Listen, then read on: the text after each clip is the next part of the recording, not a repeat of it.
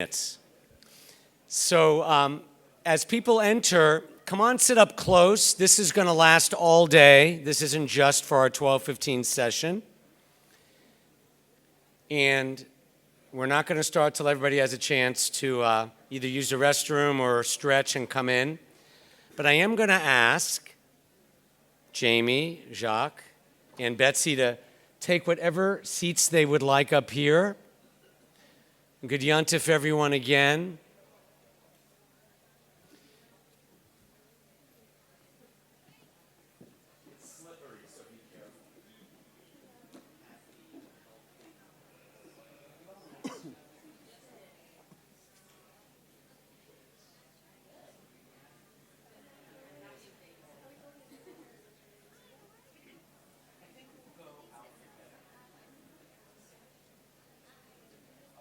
Lazarov, Mandel-Carley, Ozmo.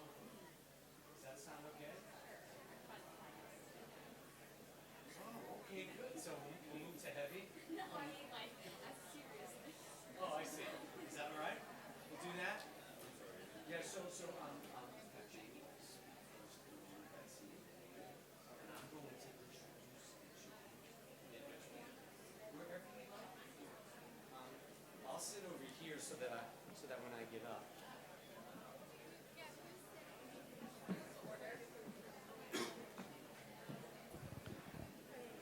Shana Tova, good yontif again. Come on, sit up close. We're not starting till everybody clears out and comes in. And this is being streamed live, so smile. I was telling the people on the pulpit that rabbis have called me from across the country and asked how that guy or woman who fell asleep during the service is doing. So you don't have to sign a disclosure since it's just your backs, but this will be filmed. Continue talking. It's a happy day. We get a new start. Come on in, everyone.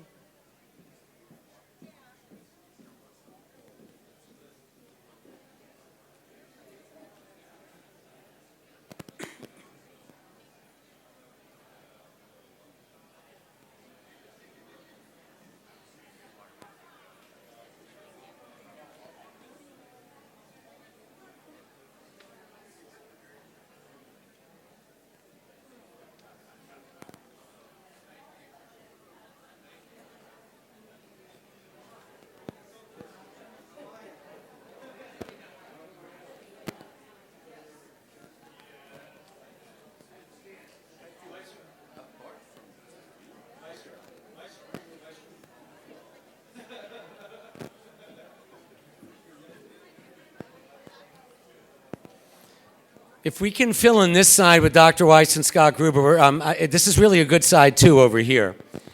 And there's a very sexist prayer that we don't say here that I think refers to restroom lines and childbirth. It's thank you, God, for not making me a woman. They actually still say that. There's a long line in the women's restroom, so we're going to have to wait a few more minutes. There are people who said don't start. But as you enter, come over here. They're really nice people on this side. The Goldbergs are great. Meet the Goldbergs.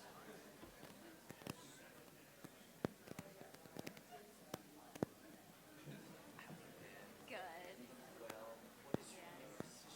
I'm the Associate General Counsel at Lifelink Corporation. So you no longer have to do the 2,000 billables. You're the in-house counsel. Yes. And you're like young age. That's like, Yeah. I have friends who had to wait 20 years to get it. Yeah, and I'm going to be the General Counsel starting January 1st. Yeah, he's retiring, so this is like a 6-month transition. It's awesome.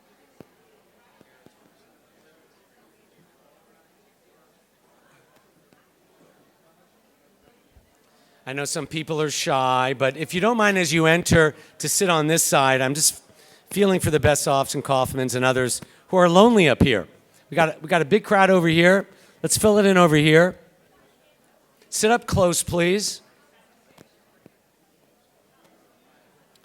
Come sit as close as you're willing.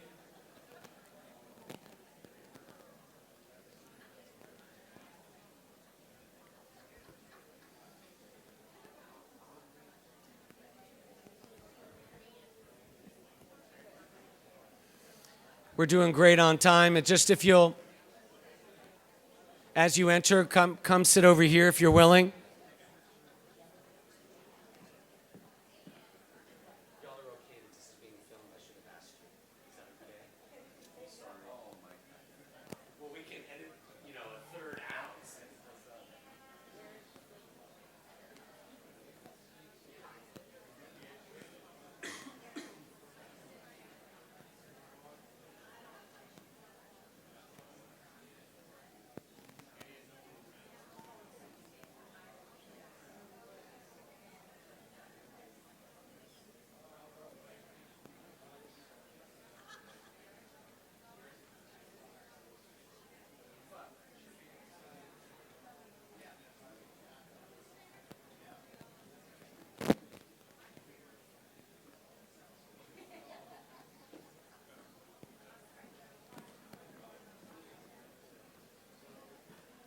Thank you for sitting on this side. We set up chairs for everybody here. Thank you. Come sit, if you will, on this side as well.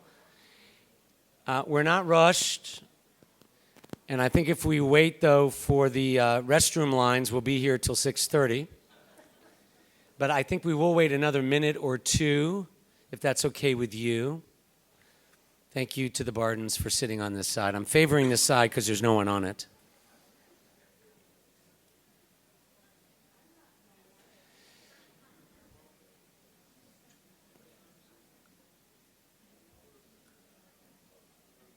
This is being filmed and shared, so I'd love for the people watching to see that there are people here as well, so that they know they're part of a community. I didn't read at the service. The woman who wrote me from Eufaula, Alabama, said the closest Jewish community was in Dothan, 50 miles away, but we're her lifeline. And so for a lot of people, the stories we're going to hear today are going to resonate big time, not only with us, but with Jews all around the country. Come on in, you're not late, Deb.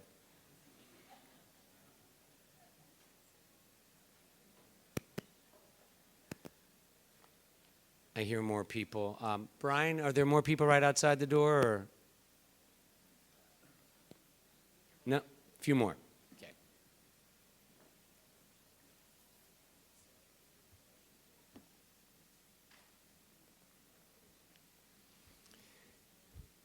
As you enter, if you don't mind sitting on this side and filling it in, I sound like the Jewish mother, Jewish father parody, caricature, but call me a nudnik. I think there's something about community when it feels like a hug. So maybe I'll just turn it this way. Come on in, everyone. You're not late. Come sit over here. Rebecca, this one's because I love you. Come sit up here. Yeah, there you go.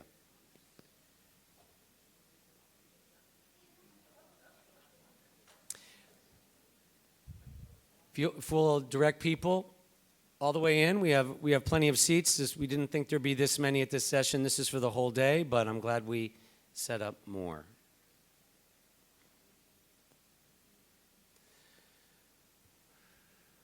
Okay, group decision. Should I start and not wait anymore?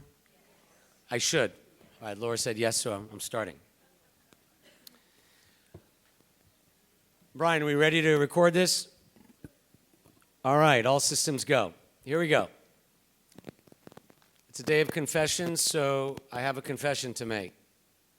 Immediately after every Yom Kippur, I start thinking about this 1 hour and who among the thousands of members in our temple family might share their Jewish story to feed our minds, our hearts, our souls, and our appetites during this lunch hour when those who are physically able fast.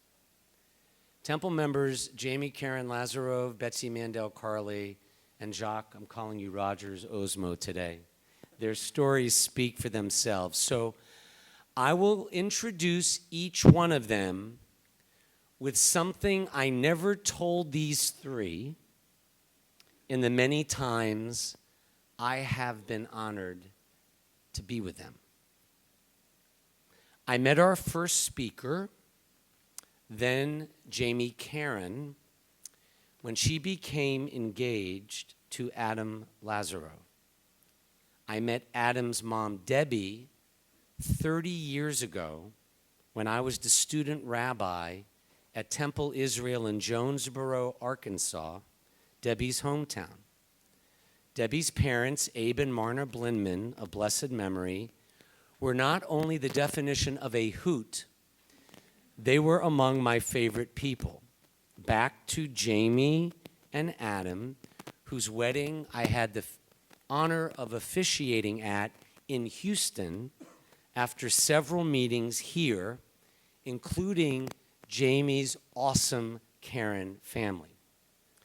The something brief I never told Jami is what I told my wife after I flew in and out. My wife didn't come with me. I flew in and out to officiate at her and Adam's wedding in Houston. My wife Cheryl knew of my admiration of the Lazarovs the year leading up to Jami's wedding. Our own daughter Kara had graduated high school and would be entering Jami's alma mater, the University of Texas. I was so taken by the woman you're about to hear, by her sense of self as a Jewish woman. I was so taken by her intelligence, by her overall goodness, that I honestly came home from her wedding and said to my wife, I hope our Jewish daughter grows into the kind of person this girl named Jami is, and with the friends of her I just spent time with. Our daughter Kara ended up attending the same college, living in the same Jewish sorority, with terrific lifelong friends. And in recent years, my daughter Kara told me out of the blue, when Jami's name came up, Kara said, and I quote, "Dad, she's a role model for me." Please show your love for Jami Karen Lazarov.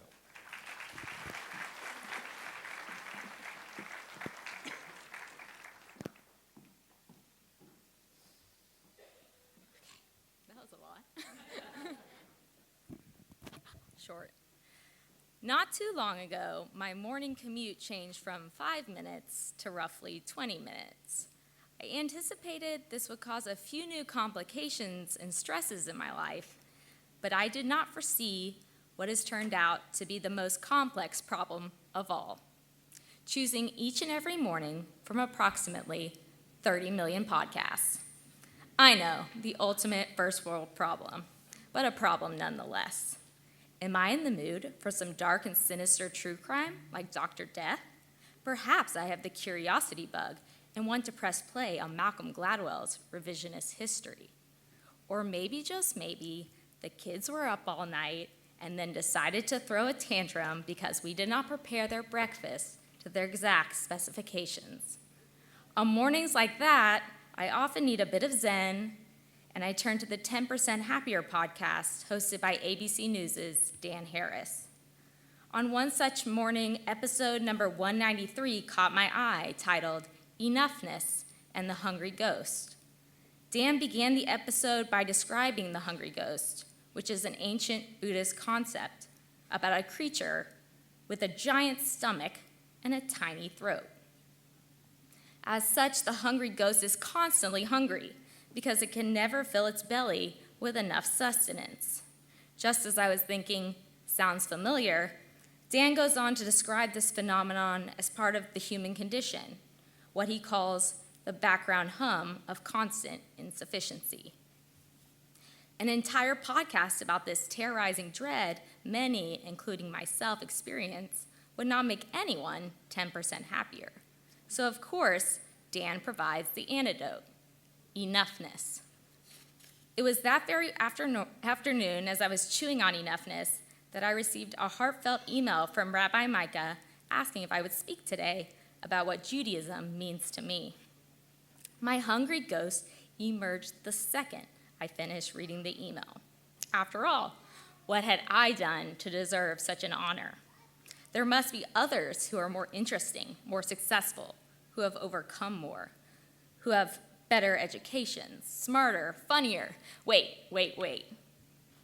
Rabbi Micah did not ask me to speak about any of those things. He asked me to speak about what Judaism means to me, and whatever force it was that made me choose episode number 193 that morning, or even if it was just coincidence, my mind turned back to enoughness. In many ways throughout my life, Judaism has been my enoughness, my antidote to the hungry ghost, to feelings of insufficiency and what can sometimes feel like an insatiable, unstoppable drive. The most common question I get is, how do you do it all? Of course, the it all in that question is not anything unique. Rather, it's the life that many women in our society lead, namely having a career, having a family, and being involved in the community. It is a lot, and there are difficulties and trade-offs, and of course, most days it does feel overwhelming. To the extent I've had success in my career, I attribute that to being a people person with a strong ability to build relationships. As an attorney, I found that hard work was important, but only part of the puzzle.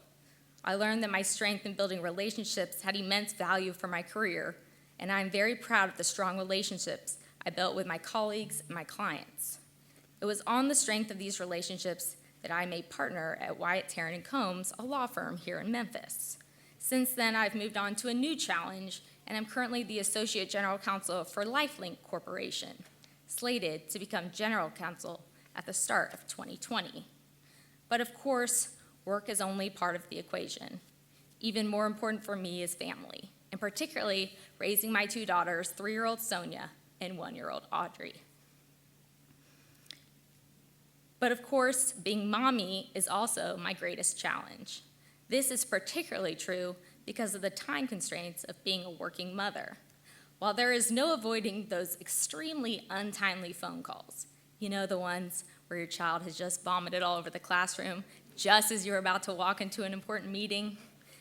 In truth, having my own career is something important that I want to model for my girls. I want them to know they can always feel confident taking a seat at the table. As headstrong as Sonia is, I fear I may be too successful at imparting this lesson. Additionally, in today's world where cruelty is never more than a click away, I tried to focus on teaching gratitude and kindness. To me, part of being grateful and being kind is using the resources I have to make my community a better place. From volunteering with the Junior League to serving on the board of Connect TI here at Temple to working on other ad hoc committees throughout the city, I find my involvement worthwhile and in many ways a source of de-stress because of the good I'm helping to manifest in our community and the great people I've made friends with through these organizations. So what does any of this have to do with the hungry ghost, or even more importantly, what being Jewish means to me? The beautiful part about Judaism for me is that it has never been an individual experience. Judaism is a community that is all-encompassing. Throughout my entire life, it has been my experiences with this community that grounded me, created an environment where I could grow my skills, and reminded me that I am enough just the way I am. While my experience with Judaism began as it did for many American Jews, telling my mom I learned nothing at Sunday school with the type of snark reserved only for 8-year-olds, it was not long that being Jewish began to be extremely important in my life. Starting when I was 10, I spent my summers at a Jewish sleepaway camp, Green Family Camp. That was 8 summers singing the tune, "Bring your Lexus to Bruceville, Texas, and follow me to GFC, bum bum bum." I can't recall whether that was the official camp jingle or whether it just felt that way. After all, it was most fitting for a URJ camp fully equipped with air-conditioned cabins. In our defense, the AC was probably necessary to survive the 110-degree Texas heat. Unlike the public schools I attended, which had only a handful of Jewish kids, Green Family Camp was a chance for me to be with all Jewish kids for 4 weeks every summer. It helped me realize that being Jewish wasn't a difference to be overcome, but something special that I was lucky to be a part of. I began to feel the strength of the Jewish community.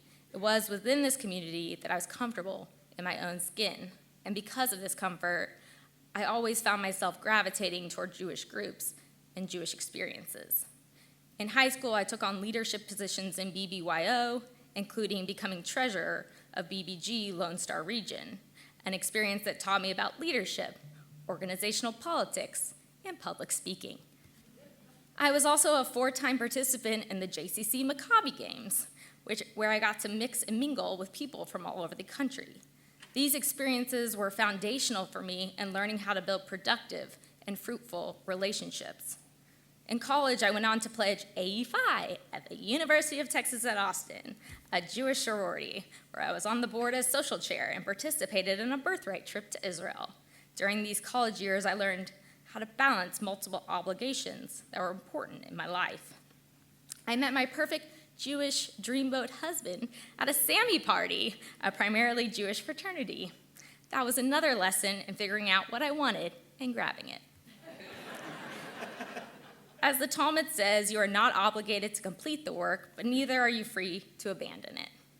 So it is not surprising to anyone in this room that alongside the promotion of the Jewish community, every Jewish organization I was and have been involved with emphasizes working to repair the greater community and the world we are a part of. Giving back and volunteering has become as second nature to me as the organizations I have joined. As you can see, it was through these experiences that I developed the foundation for the skills and values that I think have been most significant for me in my life today: relationship building, balance, and community involvement. I don't know how I would have created this foundation for myself without the comfort level I had in all of these various places because of the shared connection of being Jewish. That brings us back to present times. After spending a few years in Boston after law school, including making numerous 40-minute commutes, often through the snow, and in the days before podcasts to add insult to injury, we decided to leave behind the literal freezing conditions for the figurative warmth of being closer to family here in Memphis. When I'm asked, "How do you like Memphis?" my response has always been the same: it's easy, and it is. The cost of living is reasonable. There are a number of organizations looking for people willing to work hard, like all of you, and it is easy to get involved and be engaged in all sorts of ways. Everyone knows everyone like a small town, or in my case, they know my husband's father's second cousin's uncle, or something like that. There are a million Lazarovs. However, it was not until I had kids that I began to remember the importance the Jewish community has always played in my life. With kids, the hungry ghost becomes very strong as you truly feel pulled in a million directions, and there is simply not enough time to accomplish everything you want to do. But as it has my whole life, it was the Jewish community that has grounded me and made me realize the importance of taking short moments to be thankful for everything I have, to truly feel fulfilled. Whether it's just pausing and watching the kids splash around with their friends at the JCC pool, or singing songs together at a Tot Shabbat here at Temple. To me, the moral of the Hungry Ghost is not to be less ambitious. Ambition and desire are okay and can be positive traits. It is okay for me to want to have a successful career. It is okay to want to raise a happy and healthy family. What is important is having something in your life that balances that out and grounds you. After all, it is not suggested that the hungry ghost solves its insatiability by eating nothing at all. Rather, that it finds other ways to be filled. The hungry ghost can keep eating and never be full, just like we, especially in today's age, can keep striving and never be fulfilled. There has to be something else, something that creates that sense of enoughness. And for me, throughout my life, that has been Judaism and the community that Judaism provides. Thank you.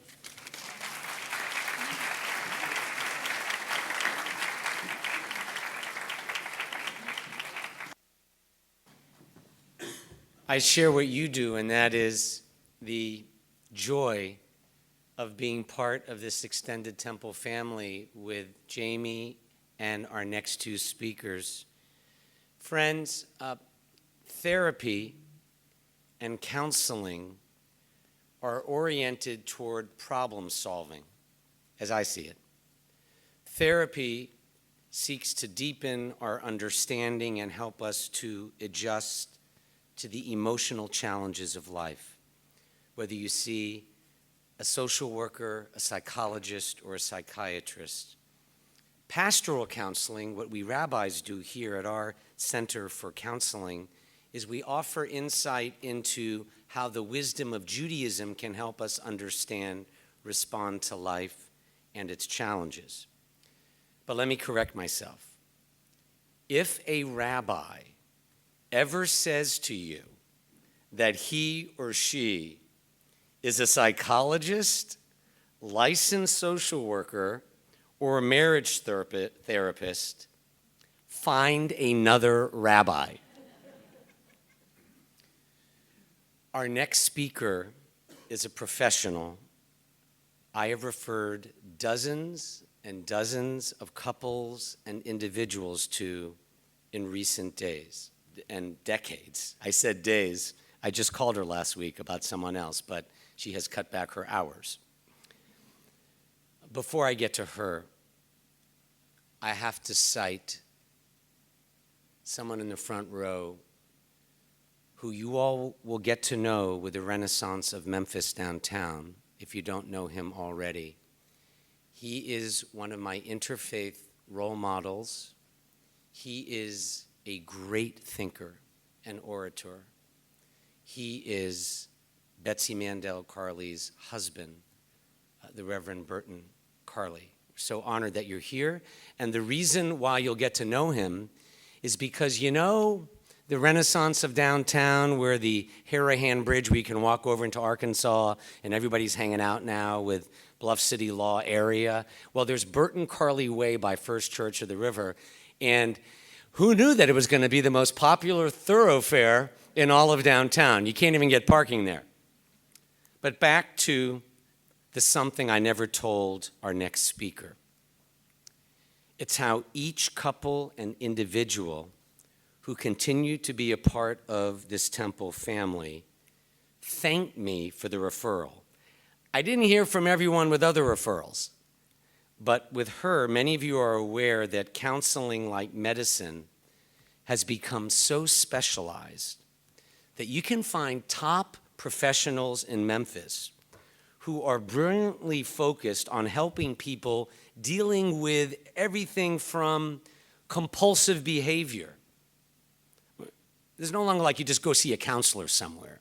Somebody will come to me and say, I have an issue with OCD. There's someone in Memphis in our synagogue who's really good at that. Teen depression, harder to find therapists who want to touch or work with adolescents. They're grief experts, Bob Niemeyer and others.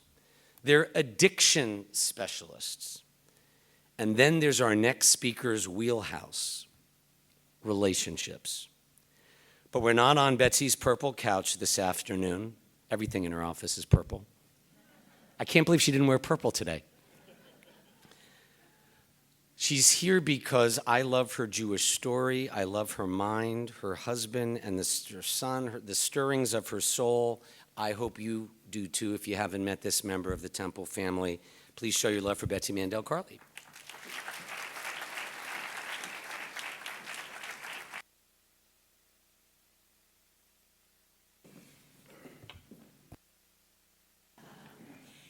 When I think of the threads of my life, the one that most dominates the fabric that forms me is being Jewish. My next statement was going to shock you all, but now it won't, because I was going to say, I'm probably the only Jewish minister's wife you've ever met. You just said it better.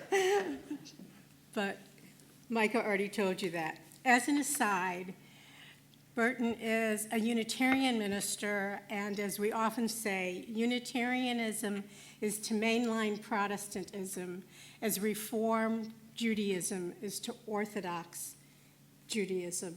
It's a liberal Reform denomination. But let me step back and tell you a little bit about my background. I grew up in Buffalo, New York, in a very typical 50s family. I had an older brother, younger sister, and two very Jewish parents. All four of my grandparents left Eastern Europe pre-Holocaust. Two grandparents had already died by the time I was born, and one not long after. My remaining grandmother, my mother's mother, lived in the house with us. She had survived one or more pogroms before coming here at age 16.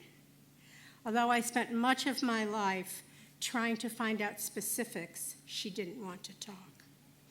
To put it bluntly, she had the worst case of PTSD, although post-traumatic stress disorder wasn't named yet. She spent much of her life being terrified of different, of bad things happening, and especially if something good occurred, something bad might follow. And at some special moments, she would regress screaming, "They are coming to get us." Let it be said, I have some scars and too many difficult memories to name. However, my mother assured me that I was fine, that my grandmother was just having a hard time, which I now understand professionally is pretty incredible that she was able to do that.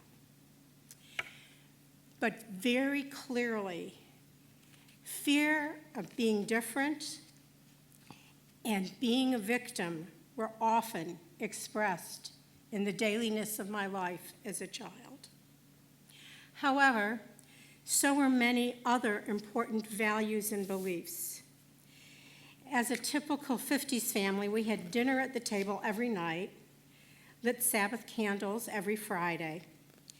And my father, a historian who was so big on learning, made each of us tell what we had learned that day in school or on the news before we even got fed. This is an honest story, and we hated it, but we did it. We also groaned every time we heard him lecture that you have to study the past to understand the present and prepare for the future. Also didn't love it. On many Sabbath evenings, my mother would present an issue to us, a moral one, that we had to talk about, discuss, and decide the right thing to do. Honest. My sister still remembers many of the specific details of what the events were. As I look back, what I know is my parents were trying very hard to parent us, and basically to them, that had everything to do with values. I often heard, Jews can't ignore this, or the right thing to do as Jews is, or even more astounding, once I was told I couldn't leave somebody out of a group event, even if I wanted to, because her parents had been outed as communists, and mother said we had a responsibility to be inclusive and kind. Other major early influences were, I often went to Saturday morning services with my dad, and I have a very special warm memory of learning to braid on his tallis. It felt safe. I had weekly Sunday school, twice a week Hebrew school, Bas Mitzvah, confirmation, and so on. I remained very active as a young adult. However, I also became an extremely involved, vigilant feminist. And I began to have major issues with the lack of equality and participation of women. And I took a partial break from organized Judaism. However, throughout my life, even after marriage, I never let go of Jewish identity. I always understood that externally I was going to be seen as Jewish. As I've aged and moved past midlife, moving on, I have realized that many decisions that I've made as an adult really come from my Jewish influence. And from this, I have decided that I have clearly always internally experienced myself as Jewish. I have long seen God as an undefinable energy that provides a roadmap to behavior. So several things are clearer to me about my Jewish impact and beliefs as I've aged. Let's start with my constant quest to understanding difference, which is absolutely core in my life's work as a therapist. It is also a major concern in my life in terms of social action early in my life, and it has come clearly from my experience of living with someone who is terrified of difference. Let me talk about the impact of difference. I tell couples, and I believe this, that the purpose of marriage is to learn to tolerate difference. It's not just about romantic connection. Our job is to learn that different isn't deficient. Whether we start with squeezing versus rolling the toothpaste tube, to how much we expose children to religion, tolerating difference in a caring relationship by learning to be curious and not critical teaches us tolerance and acceptance. And what I believe is, if we can't be tolerant of difference with the person we love most, what hope is there for world peace? From Hillel's, what is hateful to you, do not do to your neighbor, to if I am not myself, who will be for me, our Judaism teaches tolerance and acceptance. Judaism has always been a religion of learning and having a contextual understanding of life. This has been an integral part of my life experience. Our ancestors and today's rabbis look at the Torah for new understanding, and the jokes of 2 Jews and 3 opinions really comes from the constant need to look at things from all angles and teaches us that we're not always going to have answers and we're not always going to be right. I also learned that as Jews, we focus on here and now behavior, not what happens later. When I would ask about this, I was told over and over by my father, we can't know and it does not matter. How you live now is what matters. Here and now, something I preach all day long. Wow, who knew that came from Judaism? An interesting aside is that when I was a little girl, a classmate asked me if I was Jewish. When I said yes, she actually asked me where my horns were and told me that I was going to go to hell. When I came home very upset about this, my mother said, "Don't be silly, Betsy. Jews don't even believe in hell." It's true. Another major Jewish value I didn't hear articulated until I was past midlife is a Jew can't be a Jew alone in our practices of services minyan. I have long believed, professionally and personally, that the meaning of life is relational. It is through relationships that how we think, how we feel, or how we behave are most impacted and best understood.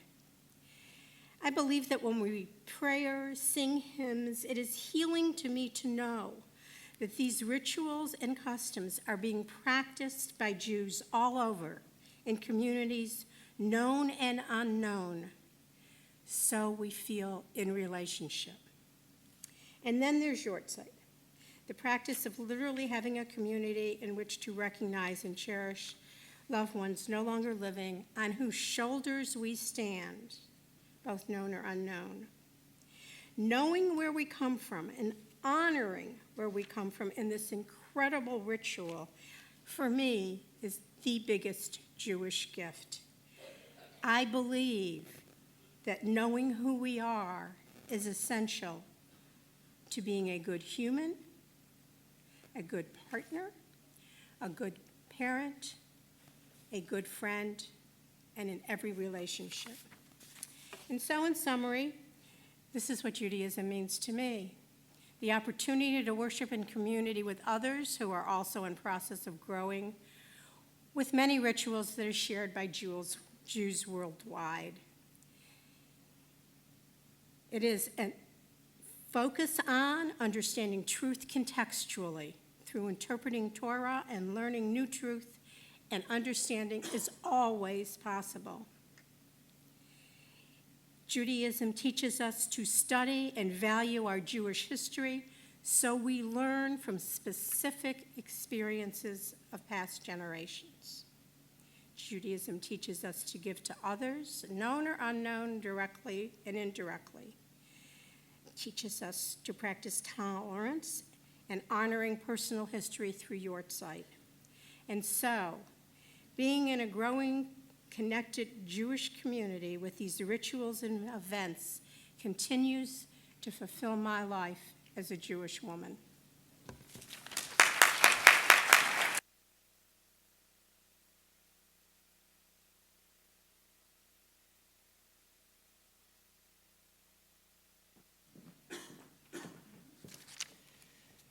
So Betsy and Burton have been here since the 1970s? 80s, okay. That's even better, because Jami's not just father-in-law, but I see Roselle, second cousin, goes back to the, generations. Our next speaker, wake up everyone for this. Not that you haven't been awake for the other two. Our hearts are already full. In fact, we could go home right now after these two have spoken. But our next speaker demonstrates why the beauty of this temple family is a blend of deep roots with new branches and seeds planting roots in Memphis, like Jacques Ozmo. He's too humble to talk about himself. He's a music prodigy, a director, conductor, lutenist, scholar, founder, director of the music ensemble La Aventura in London. He actually commuted from Memphis to London to conduct his orchestra. You know how like you hear Beethoven and Mozart? He conducts the orchestra that plays them with the instruments from Beethoven and Mozart's time. So how do we get him in Memphis? Thanks to his better half, a Rhodes College music professor, Vanessa Rogers, I see in the back. Jacques was born in the former Yugoslavia, Bosnia and Herzegovina, where his grandfather's first cousin was the chief rabbi of Yugoslavia. I've talked to people who are into travel, and they're like, oh, the Dalmatian coast and going over to Dubrovnik, is trendy now with cruises and packages. Jacques' family survived the hell of the 90s, and he, in fact, his sister Danielle remains in their home city, 45 minutes from Sarajevo. The name of the city is Zenica. Zenica, he taught me in our friendship, is the pupil of your eye, because if you look at the map of the former Yugoslavia, it's literally the pupil. And his sister stayed there to tend to remaining Jews, including Holocaust survivors. Jacques' mom, Gordana, was killed by a random sniper in that horrific Bosnian war, which claimed 100,000 lives. Her yurtzeit, in fact, is 26 years ago this Sunday, I believe, October 13th, 1993, when a lot of us were here at Temple. Beyond his musical genius and international reputation in his field, you could check out his TED Talk on why refugees are integral to the future of art. Just look up ZAKOZMO. That's just a glimpse of the bright mind and deep Jewish soul of another temple member who taught this rabbi that we are in this world to find light through any darkness we face. Just as I hope you get to know Jami, Karen Lazarov, and Betsy Mandel-Carley, if you didn't know them before, ditto for our final speaker, Jacques Rogers Ozmo.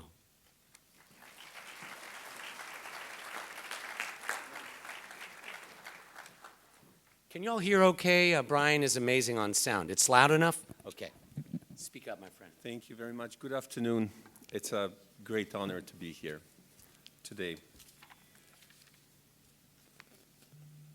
Like my hands or my eyes, being Jewish is something that has always been an integral part of my existence.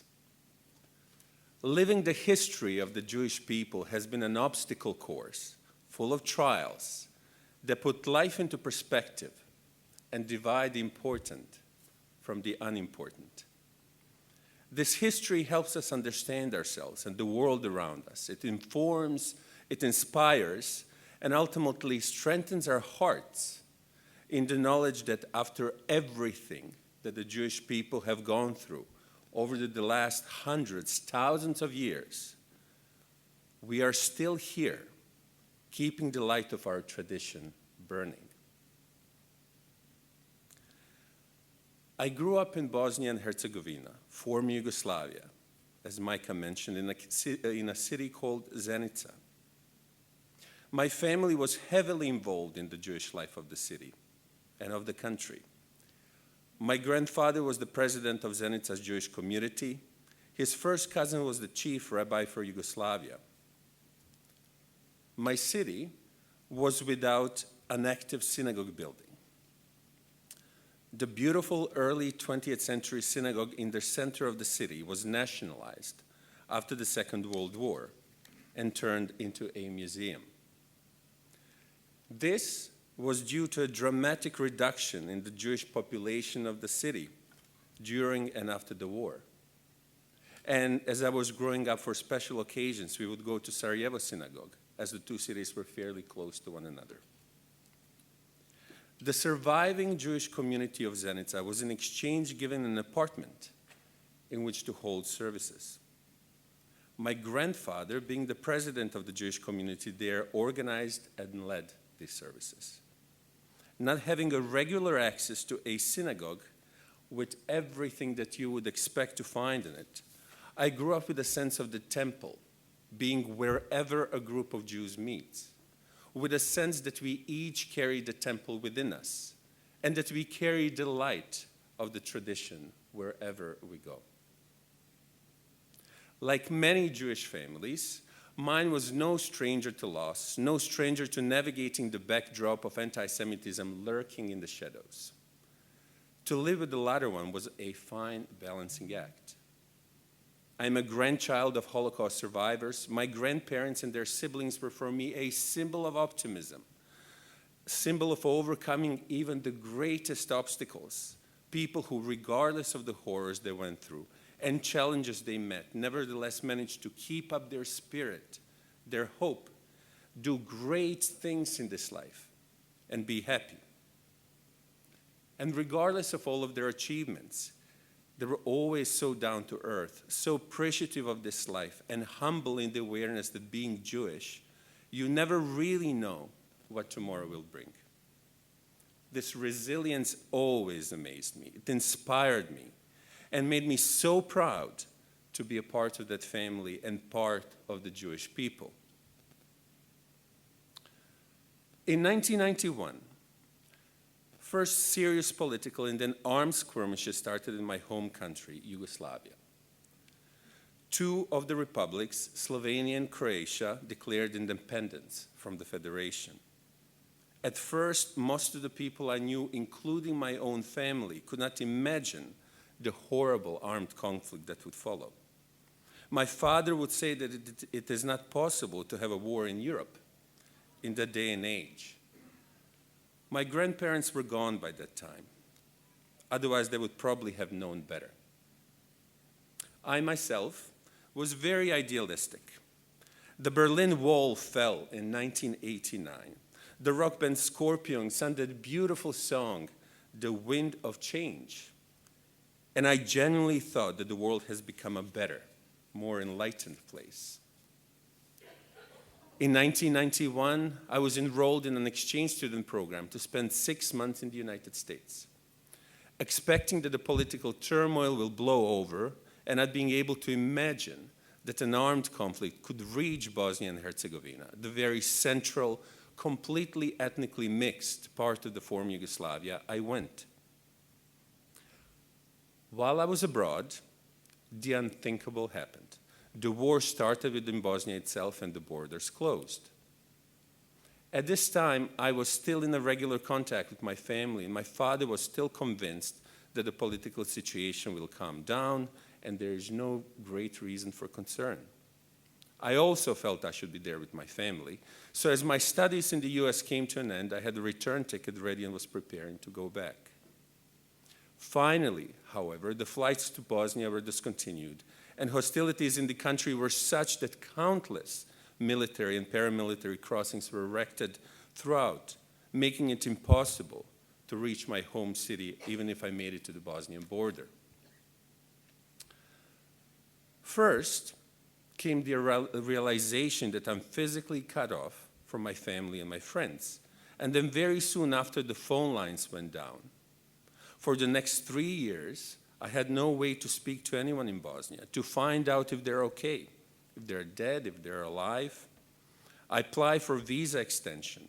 The extension was refused, my passport was kept, so I ended up walking to Canada. I will never forget the singing feeling as I was crossing the bridge into Canada with my suitcase and my guitar, without my passport or a visa, while it was beginning to dawn on me that I am a refugee and what that actually means. Also, there was a feeling that I'm reminded of every year during this time, during high holidays, the feeling of humbling vulnerability, hope, faith, and at the back of my mind, dread of possible futures I didn't dare to think about. The books of destiny were really open. What followed were horrendously painful years. No direct contact with my family or friends, and at first no news whatsoever from anybody there. Are they alive? Are they dead? And then a trickle of terrible news, which were being transmitted through satellite phones and which reached me through friends and acquaintances of my family. About my girlfriend's house being completely leveled by an explosion. About members of my extended family being killed by rocket-propelled grenades, snipers. Finally, the news reached me that my mother was killed by shrapnel while walking on the street to have coffee with a friend. I heard nothing from my little sister and my father until years later. And I felt so guilty because I was physically out of danger. On the other hand, there was the nature of being a refugee. We are all defined by our environment, by our families, by things that we take for granted. What happens when your family is gone? The country where you were born in does not even exist anymore. You're in a place where your family's name means nothing. You're barely able to verbally communicate, and you're overall stripped to the bone of who you are as a person. I never felt more Jewish. Judaism became the main link that connected me with my family, my tradition, my past. It was inside of me. It connected me with my parents, my grandparents, my great-grandparents. It connected me with the generations that came before me and the generations that will come after. And it reminded me that I am not alone and that they're all with me. I started attending synagogues in every place where I lived. And it was not only to satisfy my spiritual need. It was to ground me, to say those same Hebrew words that generations of my family uttered before me, and to hear others around me say them as well. It was to feel that I'm home, regardless of where physically I found myself. There is a version of the story about the crossing of the Red Sea that's always inspired me. According to this midrash, when Israelites reached the shores of the sea with Egyptians in pursuit, and Moses lifted his staff, nothing happened. One of the Israelites, Nachshon, decided to start walking anyway. He took the first step into the water. Nothing. Water came up to his ankles, nothing. To his knees, still nothing. To his waist, nothing. But he kept on walking. And only when the water reached his chest did the sea part. This is what Judaism means to me. It gives me faith that the sea will part if I don't falter and if I keep on going. It gives me strength to take action when faced with uncertainty, because I know that the sea parted for those that came before me, and it will part for those that will come after. So I step into the water, and as the water starts rising, I know that I'm not alone, and I hope it will part for me too. This is not only about God, it's about tradition and the history of our people. Because as the sea parts, we carry the light that was entrusted to us through the chaos that surrounds us. And we carry the Jewish home inside of us. And that is what being Jewish means to me.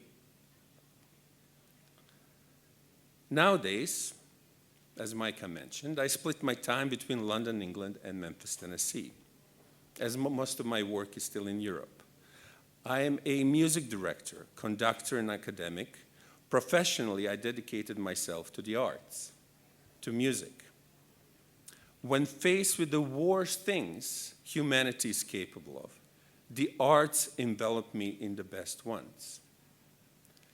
In my family, arts have always been seen as something higher, something special, something that lifts our lives above our current circumstance and gives perspective to our existence.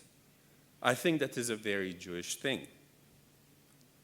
In Judaism, we do not simply pray. We sing the words we direct toward heaven. We do not only read the Torah or rabbinical texts, we chant them. In various Jewish writings, the Torah is referred to as God's song, Shira. Music connects us with the divine. It inspires and fortifies as we carry the light through the chaos.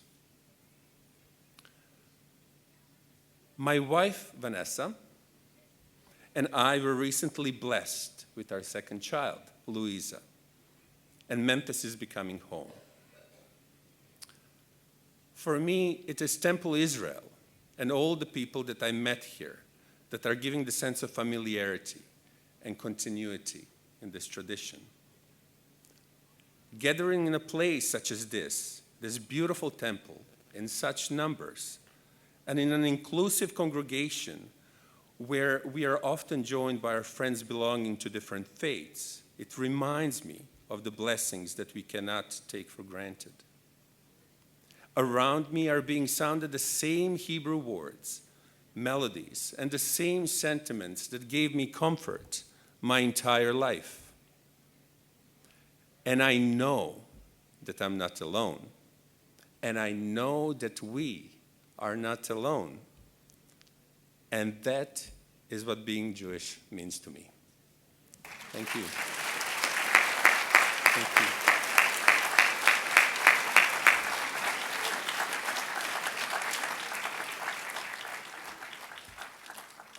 If you missed one of the speakers or would like to hear the Torah Jami, Betsy, and Jacques just shared again, it will all be on our website after Yom Kippur, as well as on Facebook Live. We'll take a brief stretch break. I'll have a final word, and it'll be brief.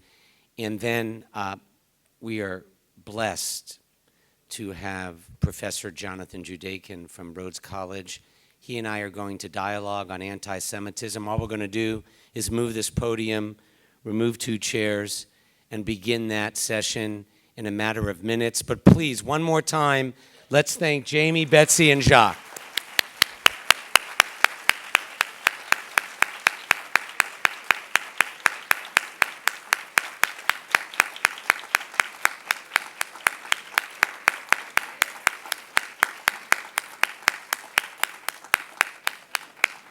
We'll continue in a matter of minutes.